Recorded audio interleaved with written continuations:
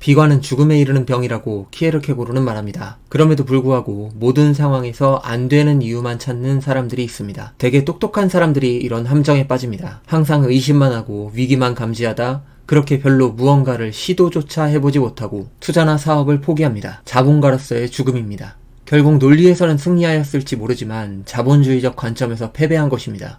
그래서 대개의 사람들은 낙관적인 태도를 가진 사람이 투자나 사업에서 성공한다 믿습니다. 베트남 전쟁의 참혹함 속에서 7년 반이라는 긴 포로 생활을 이겨내고 살아 돌아온 스톡데일이라는 사람이 있습니다. 그는 이렇게 말합니다. 살아 돌아올 수 있다는 강력한 믿음이 나를 돌아오게 만들었다. 그런데 역설적이게도 이런 말도 합니다. 지나친 낙관주의자들은 결국 돌아오지 못했다. 그저 막연하게 이번 크리스마스에는 나갈 거야. 이번 부활절에는 나갈 거야. 이번 추수감사주일엔 나가겠지. 이렇게 낙관하던 자들은 해가 반복되고 시간이 길어질수록 결국 자포자기하고 죽어나갔다는 말입니다. 이것을 우리는 스톡데일 패러독스라고 부릅니다. 함께할 수 없는 두 명제의 공존.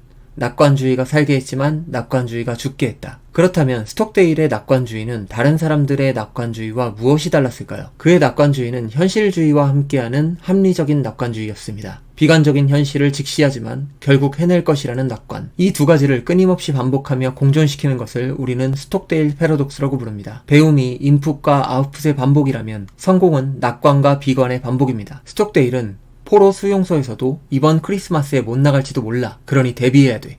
이런 관점으로 버텼다고 합니다. 막연한 낙관도 막연한 비관도 아닌 현실을 직시하고 대비하되 희망을 잃지 않는 것. 그것이 포기하지 않고 킵 고잉하게 만드는 원동력이 되며 크고 작은 실패에서도 금세 털어버리고 다시 일어나게 해주는 리질리언스, 회복 탄력성의 근거가 됩니다. 막연히 낙관하지 말아야 합니다. 막연한 낙관은 결국 실패와 손해라는 비극으로 뒤통수를 노릴 것입니다. 막연히 비관하지 말아야 합니다. 성공하는 사람들은 결국 방법을 찾아내는 사람들이지 안 되는 이유만 찾아내는 사람이 아닙니다. 그래서 대기업들은 투자나 사업을 검토할 때 긍정안과 현실안, 보수안을 모두 검토하고 고려합니다. 이렇게 최악의 상황까지 고려하고 그래도 괜찮다고 판단될 때 추진하는 사업과 투자가 가장 완벽한 프로젝트가 될 것입니다. 이번에는 실패할 수 있습니다. 올해는 잘 안 될 수도 있어요. 하지만 우리는 잘 안 돼도 괜찮아. 난 계속 도전하고 결국 방법을 찾아낼 거야. 이런 식의 마음가짐을 가져야 합니다. 인간의 위대함은 계속 하다 보면 결국 방법을 찾아내고야 만다는 것입니다. 올 한 해는 투자자와 사업가에게 결코 쉽지 않은 한 해가 될 수도 있습니다. 근데 언제 안 그랬던 적이 있었나요? 기업은 이익이 늘어나고 경제는 장기 성장하기에 자산 가치는 결국 오릅니다. 가끔 실수하고 실패하더라도 포기하지만 않는다면 우리는 방법을 찾아낼 것이고 결국 성장의 말에 올라타게 될 것입니다. 오늘도 인풋과 아웃풋의 반복,